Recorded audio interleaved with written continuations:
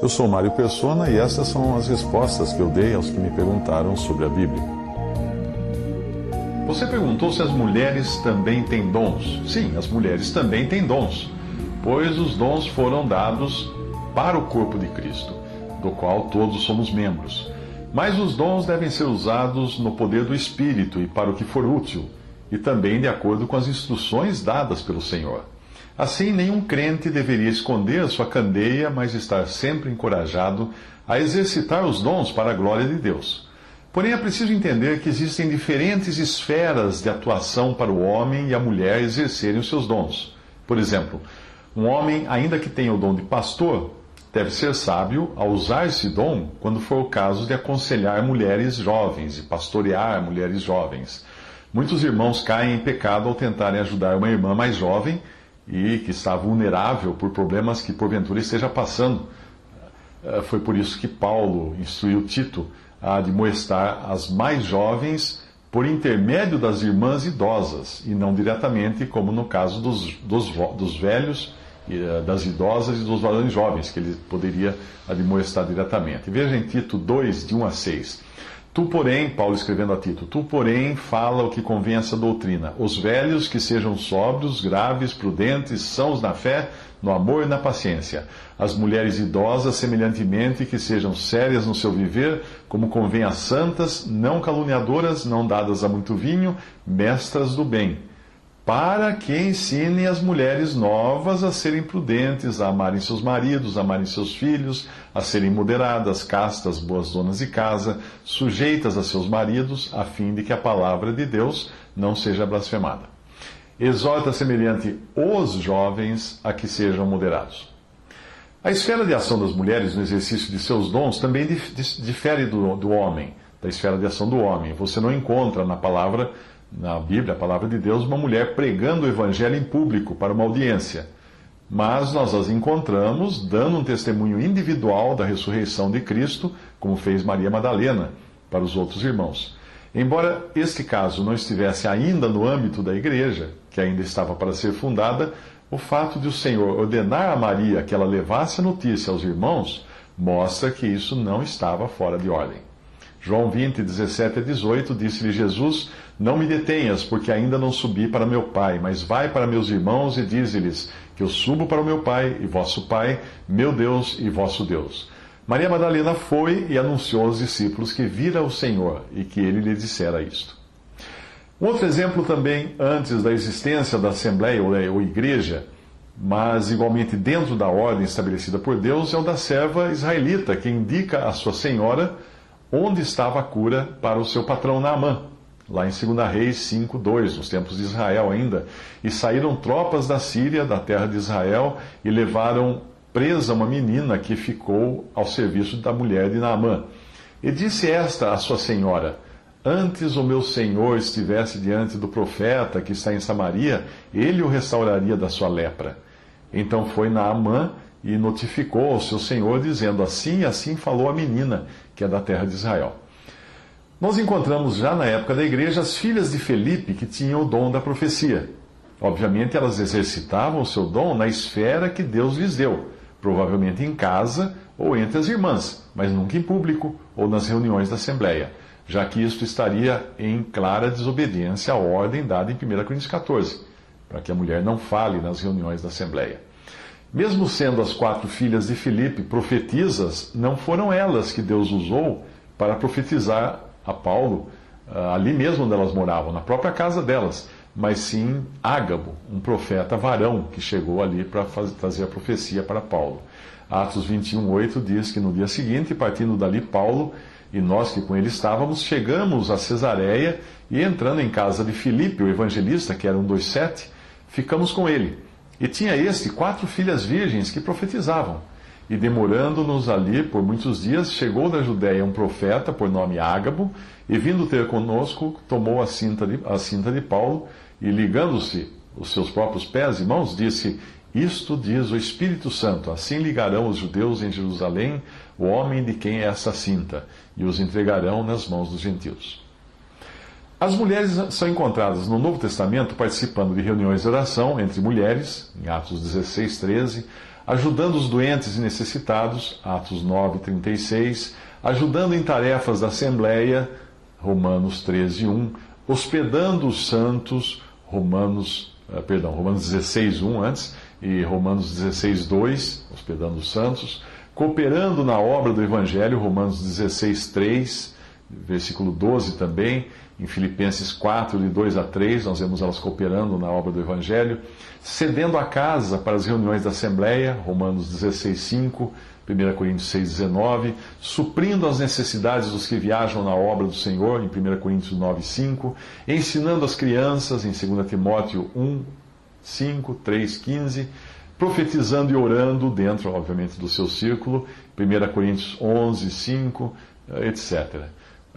Algumas mulheres reclamam de algumas restrições que são colocadas na palavra, mas aquela que reclamar e depois que ela conseguir fazer tudo isso que estão nessas passagens, talvez ela mude de ideia.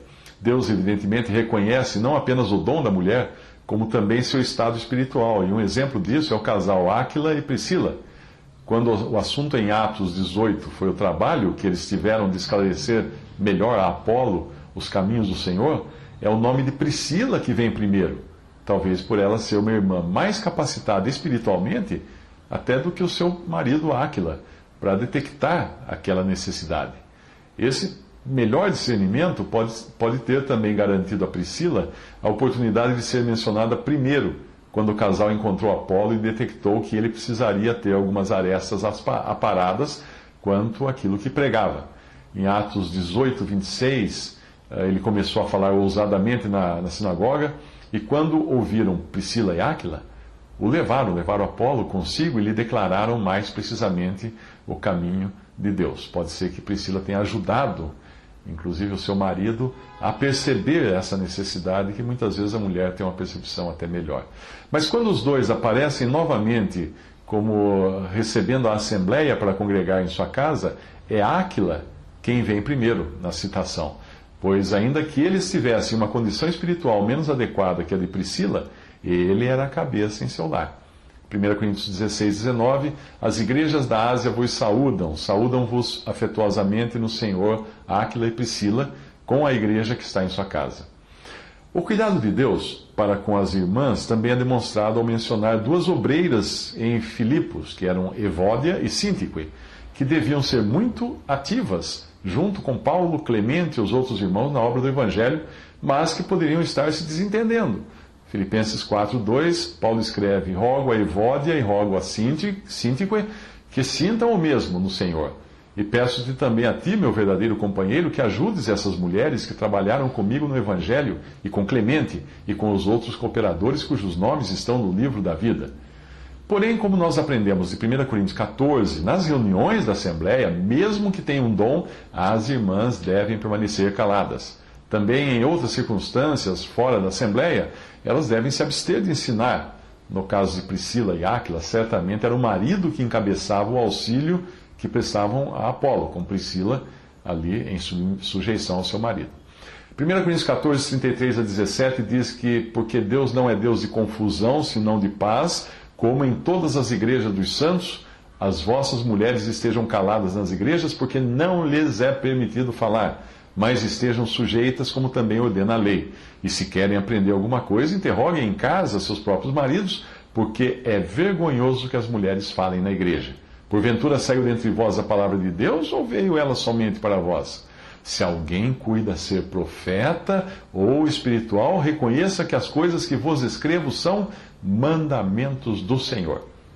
E em 1 Timóteo 2,11 diz: a mulher aprenda em silêncio com toda a sujeição, não permito, porém, que a mulher ensine, nem use de autoridade sobre o homem, mas que esteja em silêncio. Porque primeiro foi formado Adão, depois Eva. E Adão não foi enganado, mas a mulher, sendo enganada, caiu em transgressão. Alguns tentam atropelar toda essa ordem, que é chamada por Paulo de mandamento do Senhor, alegando que em Cristo não há macho nem fêmea. Porque citam aquele versículo Gálatas 3, 26 a 28, porque todos sois filhos de Deus pela fé em Cristo Jesus, porque todos quantos fostes batizados em Cristo, já vos revestistes de Cristo, nisto não há judeu, nem grego, não há servo, nem livre, não há macho, nem fêmea, porque todos vós sois um em Cristo Jesus. A passagem pode parecer a esses que tentam usá-la como um aval para se passar por cima das ordens dadas para as mulheres não falarem nas reuniões da Assembleia, ou até mesmo usam, às vezes, dessa passagem para dizer para as mulheres que elas não devem se sujeitar aos seus próprios maridos.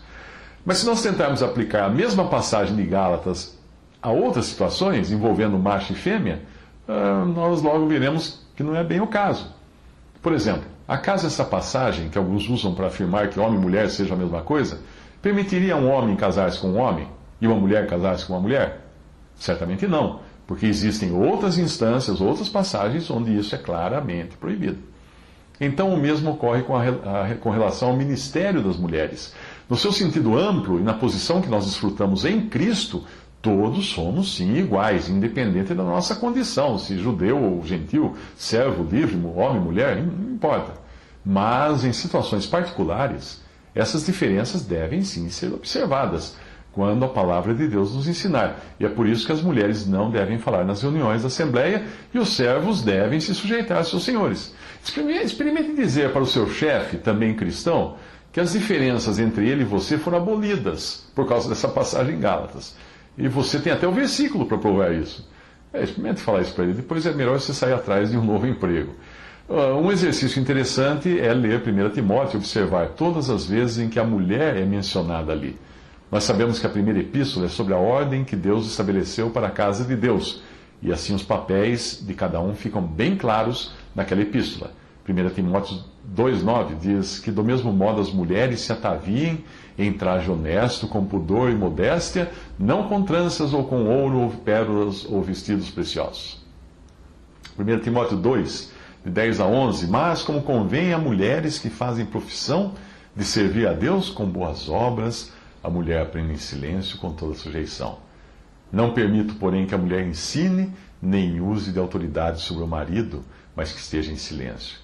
E no versículo 11 dessa passagem, diz que da mesma sorte as mulheres sejam honestas, e não maldizentes, sóbrias e fiéis em tudo. 1 Timóteo 5,2, as mulheres idosas como a mães, as moças como a irmãs, em toda pureza. 5,9 diz, nunca seja inscrita viúva com menos de 60 anos, só que tenha sido mulher de um só marido. Já na segunda epístola a Timóteo, como todas as outras segundas epístolas, nós vemos o estado de ruína que se abateu sobre o testemunho de Deus, e nela também encontramos mulheres, mas às vezes elas são citadas ali fora do seu lugar. 2 Timóteo 3,6 diz, porque deste número são os que se introduzem pelas casas e levam cativas mulheres nécias, carregadas de pecados, levadas de várias concupiscências. Outra passagem importante também para a gente observar, que causa muita confusão, é 1 Coríntios 11, quando fala da necessidade da mulher que ora ou profetiza, ou profere a palavra de Deus, cobrir a cabeça. Alguns tentam usar esta passagem como se fosse uma permissão para a mulher falar nas reuniões da igreja. Mas se estivessem fazendo isso no trânsito, seriam multados. Eu explico. Ao saber que a lei determina a velocidade máxima de 120 km por hora nas estradas brasileiras, será que você pode andar para todo lado 120? Não, porque essa é a velocidade máxima no geral. Em alguns casos, em particular, você encontrará placas de 50 km por hora nas ruas. Então deve reduzir a velocidade. Portanto, leia 1 Coríntios 11 como sendo a placa de 120 km por hora. E 1 Coríntios 14 como sendo a placa de 50 km por hora. A primeira é no sentido geral, a segunda no sentido particular.